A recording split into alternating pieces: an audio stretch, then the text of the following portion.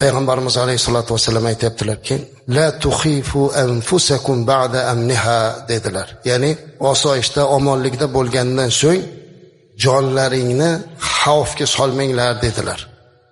Ajib gap aytdilar.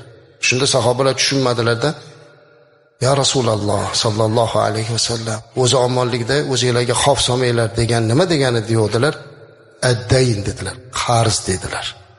Qarz insonda mana shunaqa o'ziga xavf solish bo'ladi. Qarz olmagan insonda o'zi bo'lmaydi. Hammamizni ham boshimizga bu narsa tushgan. Endi ota ekanmiz, bola chaqamizni boqamiz deb ne kuylarga tushamiz, u bola chaqa buni bilmaydi-da. Kim kirib aytadi bolasiga, senga qarz olib keldim deb. Ota biladi buni xolos. Sizni ehtimol ta'limingiz uchun, sizni hayotingizni chiroyli qilish uchun, siz mazza qilib yashashligingiz uchun otangiz o'zidan bir necha yosh kichkina bo'lgan odamni oldiga borib boshini pastga egib ko'zida yosh bilan so'raganini siz bilmaysiz. Uni qachon o'zi bo'lganda biladi. Shuning uchun yana aytayapmanki, qarz so'rash oson emas. Shuning uchun ham qarzni o'zini joyiga so'rash kerak. Juda ham ehtiyoji bo'lganda, orzu havas uchun emas. Mashina uchun qarz so'ralmaydi. Zo'r kiyim uchun qarz so'ralmaydi. Dabdaba to'y qilaman deb qarz so'ralmaydi. Payg'ambarimiz alayhisalom aytgandaqa bitta qo'y so'yib to'y qilib qo'ya qoladi.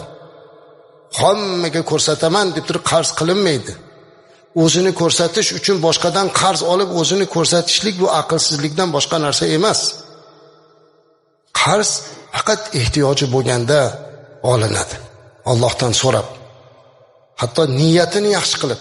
Payg'ambarimiz alayhisalom aytdilarki, agar bir banda biror kishidan qarz olayotganida niyatida shu qarzni olyapman u inshaalloh shu qarzni ado qilaman desa, Alloh taolo shu odamni ado qilishlikka loyiq qilib qo'yadi.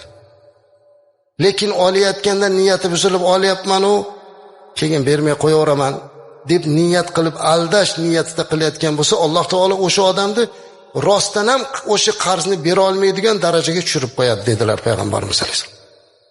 Niyatni yaxshilash kerak. Olayotganda Allohdan so'rab, umid qilib, Allohim o'zing yordam bergin, qarz olyapman birodar, sizga uzaman deb o'shani niyat qilish kerak. Endi qarzdan qo'rqmaydiganlar ham ko'payib ketdi.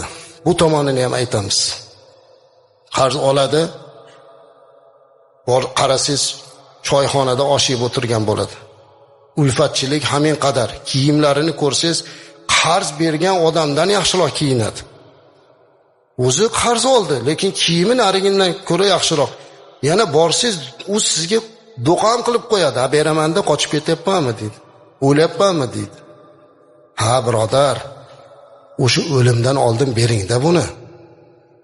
Chunki payg'ambarimiz alayhisalom aytdilarki, inna a'zamaz-zunub 'indallohi an yalqahu bima 'abdun ba'dal kaba'ir allati nahallohu anha an yamuta rajulun wa alayhi daynun la yad'u lahu qada'an.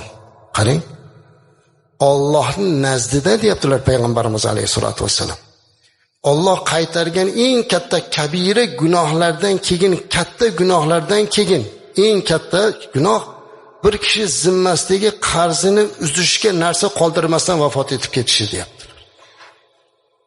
Allohga shunaqa ro'paro bo'lish. Qarzini bilan ro'paro bo'lyapti-da va o'sha qarzini uzadigan narsani tashlab ketmayapti. Mana shu eng katta gunohlardan keyingi gunohlardan bittasi deyapti.